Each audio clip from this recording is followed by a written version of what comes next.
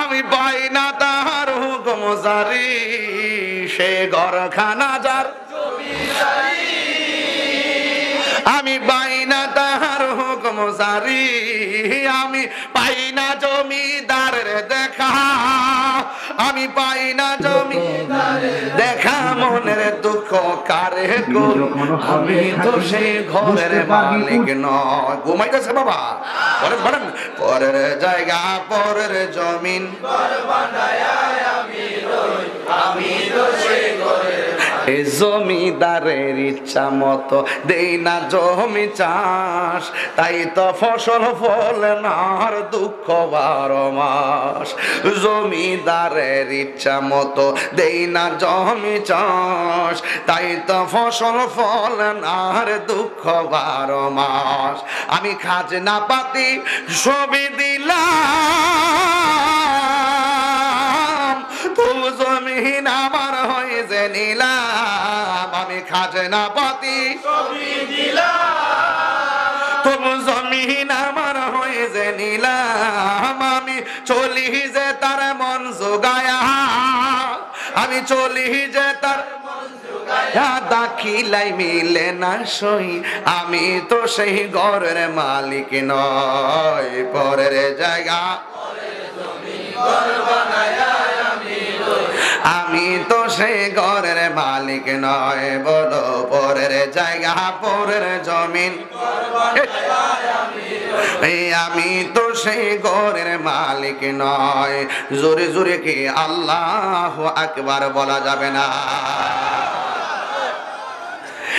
আমার যুবক ভাইয়েরা খুব মনোযোগ দেন, খুব মনোযোগ দেন। আমার নবী বলে, বেনামাজি হইয়া কবরের মধ্যে যাইবা, 3টা শাস্তি। মা বোনেরা শোনো, ভালোই তো শিখছো। হ্যাঁ, বিয়া বইয়া জামার বেতাইছো তো? গায়ে হলুদের গোসলটা আসেননি? গায়ে হলুদের গোসল আসেননি? ধরেন না, এই মৃত্যুর গোসলটা।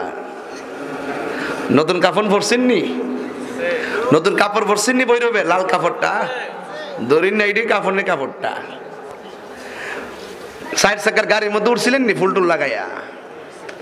ধরেন না, এইটি মসজিদের খাটটা। হাজার হাজার লোক, 400-500 লোক বিয়ার বরযাত্রী আইসেননি? ধরেন না, এইটি জানাজার মাঠের লোকটি। বাসর করে নিয়ে ছোট্ট একটা করে ঢুয়াইছেননি? ধরেন না, এইটি কবরটা। দরজাটা বাড়িতে লাগাই দিছেননি? এটি বাসটা। আসল নায়র ওই বাড়ি না, আসল নায়র কবর। হাসস কি লেগে বেয়াদব?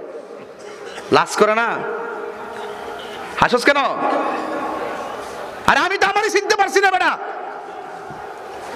दुनिया के लिए आखिरत बर्बाद ना करो, किसी इंसान को खुश करने के लिए अल्लाह को नाराज ना करो। दुनिया दुनिया को आखिरत के भूला जाবে না।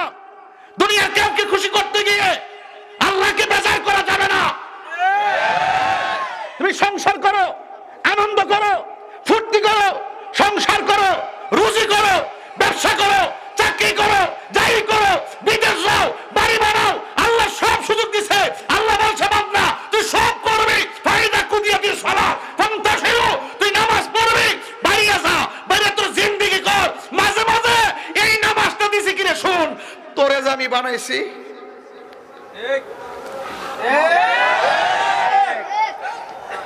তুই চাকরিতে গেলে তুই না, তোর বেতন কেটে দে। 3 দিন না গেলে তো 3 দিনের বেতন কেটে দে। 5 দিন না গেলে 5 দিনের বেতন কেটে দে। কিরে পরের দিন নোটিশ আইয়া ফুরে। তো আল্লাহ যে আমার বানাইছে, আল্লাহ কইছে বান্দা রে তুই সব কাজ কর, নামাজটা দিছি এই জন্য কফলটা লাগায় দেস না আর কস না তুই বান্দা, আমি তোর রব। এটা কস না, আমি আল্লাহকে এটা দিছি। এটা না দিলে তো পারতো, এটা না দিলে তো পারতো। এত জিন্দেগি দিল, এত বন্ধুকে নামাজ দিল, রোজা দিল। আরে বাবা, রোজা দিল, হজ দিল, যাকাত দিল বছরে বছর, আর এটা কন্টিনিউ দেওয়ার কারণটা কি? তা বান্দা রে তোরে আমি বানাইছি বান্দা, আমি বড় মায়া করে তোরে বানাইছি। ঠিক কিনা কোন? তাহলে বান্দা নাফরমানি তুমি হাসতেছ না? আমার রাগ উঠছে কোথায় জানো?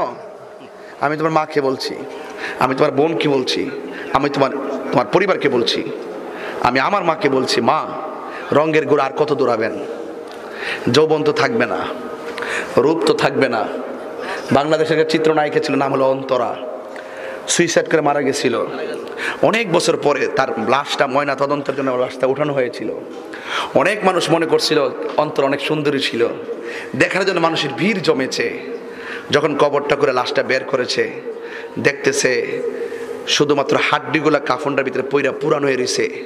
রূপ শেষ, যৌবন শেষ, শরীরে গোস্ত শেষ, মাটির সঙ্গে মিশে গেছে। ফুলের সৌরভ, মানুষের গৌরব চিরদিন থাকে না। কবর আলোকিত হবেই হবে, কবরে জান্নাতের বিছানা আসবেই আসবে, কবর আলোকিত হবেই হবে যদি আপনি কর্ম করতে পারেন। আপনি ওয়াজ শুনে লাভ হবে কি? কোনো লাভ নেই।